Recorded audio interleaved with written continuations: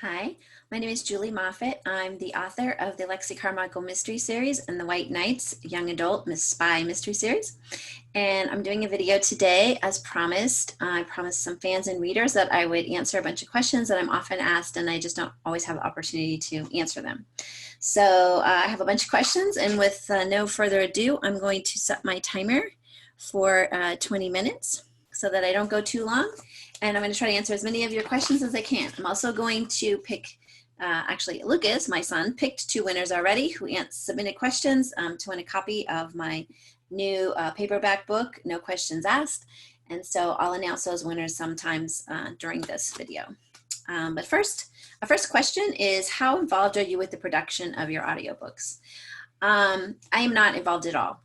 So basically, the publisher sells the audio rights to an audio company, and they make the books. They select the voice actor or actress. I do often get questions from the voice actor, like, how do you pronounce this, or how do you want me to say this, or what, how do you want to do this? But otherwise, I was very lucky to have the same voice actress for the first, I guess it was 10 books or 11 books, or 12 books, actually, if you count the novella. So 12 books, Kristen Hines Watson. And she unfortunately had to have throat surgery. And so she was unable to do the last book, which was No Questions Asked. So we had to get a new, well, not me, but the audio people got a new voice actress to step in for her to do it. But nobody asked me. I didn't know what was going on. I'd never had any say in getting Kristen to do the books or a new narrator. I did say that I really liked Kristen, but I didn't, but they could have listened to me or not. It was up to them. So, the author has absolutely no say. So sometimes it's very discouraging to hear people say, oh, you betrayed me by getting a new audio or a new narrator to read your book. So I didn't have any choice. Nobody asked me. It was completely out of my hands. So please know I'm not betraying you. I didn't pick or choose any narrator on my own. I'm completely at the mercy of the audio company, how they want to decide to do it. So if anything, just don't blame the author. So I just wanted to make that clear. Another question is, what was my inspiration to write the White Knight books, which is the young adult spin-off of the Lexi Carmichael series? I just wanted to write a book that featured a teenager who was a female and a hacker.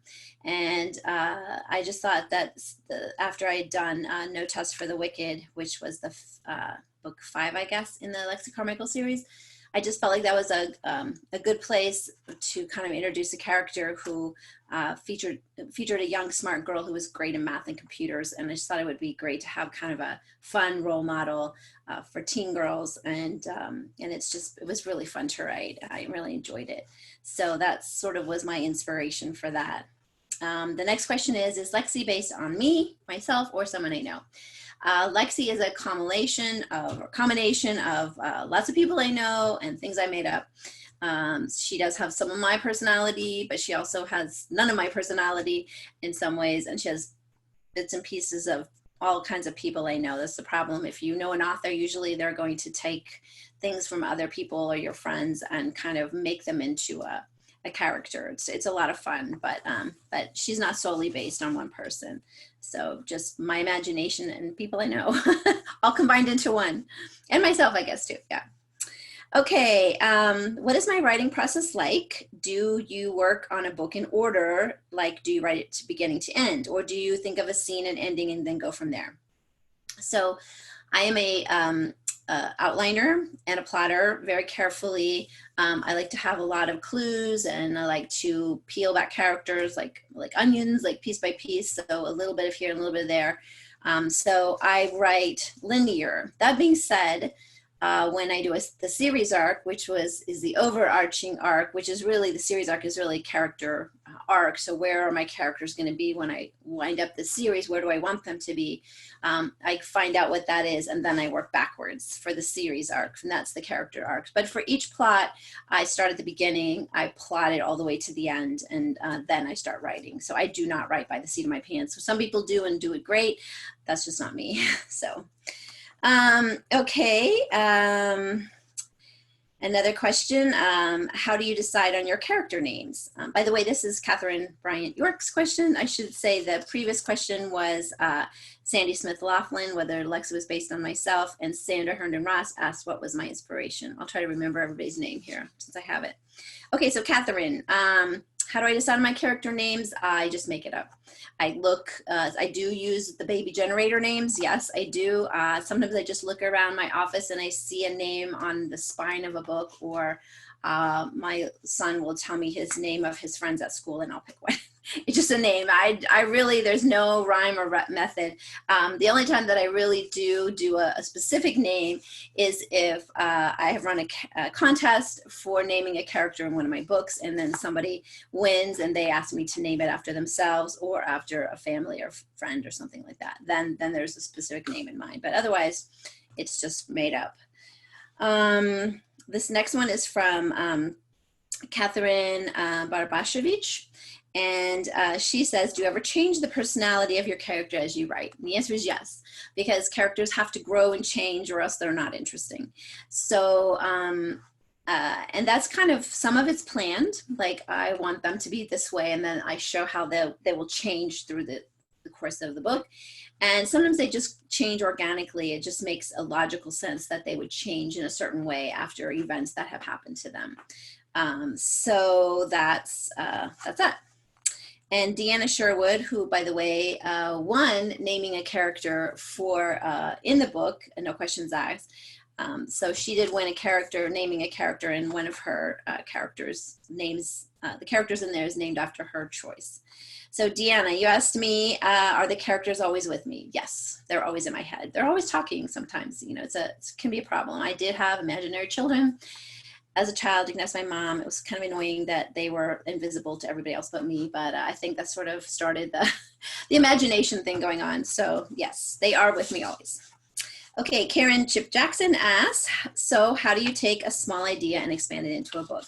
It really is just a small idea to start with, and then you just build your plot outward from it. It's just a pretty common writing technique. Start with the kernel of the idea, the theme kind of, and then you go out with it and decide what the characters will be doing, and make sure that the growth that you've plotted for this book for the characters takes place. Okay, Diane Rhodes Garland, does Lucas or Alexander, my two sons, have any say in your stories? Do you run things by them regarding characters, plot, etc.? No, not at all. They do not know. They're busy doing their own stuff. However, I do run everything past my brother, my sister, my mother, everybody else, my father, everybody else is kind of involved, but the kids, nah, not so much. They've got their own stuff. But Lucas has read White Nights, that's for sure. I think he's read Night Moves too, but anyway. Okay, Sherry Figured asked, do you have other geek friends you call for technical advice?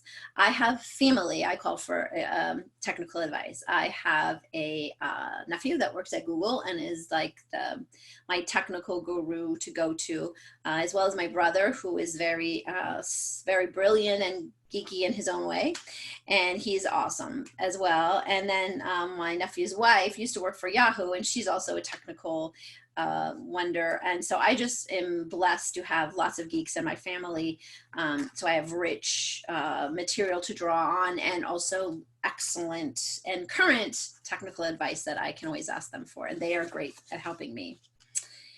Okay, another one from Sherry. Do you have a time set to write, or do you just write when you feel like it? No, I have a time set. I have a full-time job that's not writing books. So I do have a set time. So I work during the day, I feed the kids, and before coronavirus, I took them to sports or whatever, and then fed them and make sure they did their homework. And then when they went to bed, I would write. And then I write on the weekends too. But that's really the only time I can write, so I have to make it count. So I really try to be good about writing when I can. So, okay. Heather Miller asks, how do you maintain your sanity, schedule, health with 2 kids, a full-time job, and housework? Yeah, I don't. 99% of the time, I'm hanging by that little thread and hoping for the best. But I'm super organized because I have to be, otherwise I would not be able to do everything. And a lot of times the sanity is the thing that suffers, but I try hanging there, just probably like everybody else. Aaron Wildsmith asks, which location are you going to send Lexi next? Well, here you go. Here's the big announcement. I will be sending Lexi and Slash back to Italy. They are headed there for Slash's brother's wedding. So that's the location for the next book. And Joy Skaggs asks, do you ever fashion a character on someone in your family or friends? And the answer is yes. Just like I mentioned earlier, I do create characters from people I know, and I throw in some of my own quirks and stuff myself as well. Makes it nice and well-rounded. Okay, Betty Jaker Barr asked me how much time I spend on Facebook, and it's too much, and you all know it. But I love hanging out in my readers group. I love hanging out on my Facebook page, and I just like interacting with everybody. And I'm kind of an extrovert, which is unusual for writers, but I do love the social contact, and I love talking to my readers and friends, who most of them all are now friends. Okay, Jay Clark asks, what's your favorite snacks when you write, and how do you celebrate after you finish a book? I am a barbecue habanero almond blue diamond junkie. I love those hot almonds and popcorn. Those are my 2 vices. And after a book, I usually sleep. Like, I'm just dead to the world, no celebrating, just give me the bed. That's usually how I celebrate finishing a book. And then I take a little bit of time off before I start the next one. Okay, Mary Jo McDonald asks, do the boys read your books? And I said, yes, Lucas read, I think, the first 2 in the White Knight series. Karen Taylor asks, do you have to do a lot of research about all the places that Lexi and Slash go? I love your books. They're so descriptive that I feel like I'm transported there where they are. So yes and no. I have not been to all the places they've been. I've not been to the Brazilian rainforest. I have not been to Egypt yet. But I love, and actually when I wrote No Place Like Rome, I hadn't been to Rome then, but I did go after. So yeah, so some I do, and the rest I just do research and just try to imagine all the sights and the sounds and the smells and the feels that they would feel and I would feel as a first-time person there, or a person that's lived there, like for Slash's case, for some time. So I just do my best to make it as descriptive and interesting as possible. Okay, Charlotte Lynn White asks, Lexi's fierce loyalty to her friends is so encouraging to me. Is that a trait you also have? Yes, that is one of my traits. Once you have me as a friend, it's really hard to get rid of me as a friend, because I just love my friends to death. I think they are just the cat's meow. So, I really do try to help out my friends and stick with my friends. And I have friends from childhood still to this day. I was a military brat, so I moved around a lot. And so I left a lot of places, left behind a lot of friends, but those friendships are always so special and always will be so special to me. So yeah. Okay, Mary Smith asks, how did you come up with the character of Lexi in the first place? I wanted to create, when I started to write the book of Lexi, I decided I wanted to create a character who was an antithesis to James Bond. She would not be fashionable or suave or great with people or manipulative. Those were all the things she was not going to be. She was going to be kind of pure and innocent, naive, but also honest and smart and logical, and also kind of socially naive. She never had a boyfriend, and she really didn't have many friends. She was a loner. And so I wanted to focus on sort of a woman like that who could be just as effective as James Bond and still save the day, but instead of shooting all the bad guys or seducing all the bad guys, she would use her brains. And I also, the first book in the series, No One Lives Twice, was a play on a James Bond title. And then of course all the books after that started with a no, which was risky because after I did that and I thought about it, I thought, oh my God, what if the reviewers say no to the no series or something? But it was too late. So I just decided to stick with it. And so that's how that all came about. Okay, Lori Dolph asks, if you have a vague plot in mind, how do you make it into a story? Do you use outlines? Yep, so I mentioned that I do outlines, and I also have a storyboard. Let's see if I can bring it up here. See my science trifold. It's, you can see I open it up, and I have little sticky notes that I put in there, and here's a little thing of them. Ta-da! These are all these little sticky notes. They're color coded. The colors mean different things. So like the blue could be the action, and the yellow could be Lexi, and the pink could be romance or some sort of character development. And then I stick them all on the boards and I move them all around until the story makes sense. So I do that a lot. Beth Lillis asks, where do I do my best writing? I usually do it here, right here in my office, as you can see. I guess you can see my book covers in the background up there. Yep. So this is my office, and this is where I work for my day job and for the writing. So I usually do everything here, although I have been known to take the laptop down to the kitchen or the living room or wherever just to get out of my office once in a while. And outside too. Okay, Linda Rachel asks, I'd be most interested to read a schedule of my 24-hour day. I think I mentioned earlier, I work, I fix dinner, I get the kids wherever they have to go, I make sure homework is done, I get them all into bed, make sure they're all in bed, and then I sit down and write. So that's really my day. Kind of boring, not a whole lot of life, but there you go. Okay, Robin Krotz, I think hopefully I said that right. Do you have plot outlines for each series, or do you let the characters evolve themselves? I have very tight plot series, and I do have notebooks that I keep that have all the series progressions there. It doesn't mean I don't make mistakes. I do, and sometimes I'm called on it by you guys, and I appreciate that, but I try to keep it as, when it gets really long like it is right now, sometimes I just forgot what I said in earlier books, so I have to sometimes go back and check or fix it. But naturally, characters will evolve organically too as I'm writing them, so that's also one thing that they do. Okay, Beverly Gordon asks, if you could collaborate with any author from any genre, who would it be and why? Oh gosh, I really don't know. There's so many good authors, but I kind of like to write by myself. I think the only person I really like to collaborate with is my sister, who's also a writer, Sandy Parks. Hi, Sandy. So I think that would be my author of choice because we've already written a series together. And she's a great writer and she's like my best friend. So I have to say that my answer is my sister. Okay, let's see. Linda Winner asked, where are Lexi and Slash traveling to in their next installment? I already mentioned that they will be traveling back to Italy. So when will that book be out? I don't know yet. I'm finishing up right now, One Night Stand, the third book in the trilogy, the YA trilogy. And when that's done, I will kind of gather myself up and get together for the next Lexi series. The good news about the Lexi series for me is that I will be putting this Lexi book out by myself, so we will not have to wait a long time. So once the book is finished and goes through the editing process, I can get it out to you guys a lot faster. So I'm really kind of excited about that. So there will be a lot less wait time for you guys, which I think is going to be really fun, really good. Okay, Don Matthews asks, is a series with secondary characters like Hans and Lexi's brothers planned? There's no series featuring them, but will they be in future books? They could. It just depends on what I come up with for the plot of each book.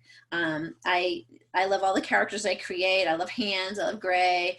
I love both of Lexi's brothers. They're a lot of fun. So, you know, if the plot fits their participation in the book, then I put them in.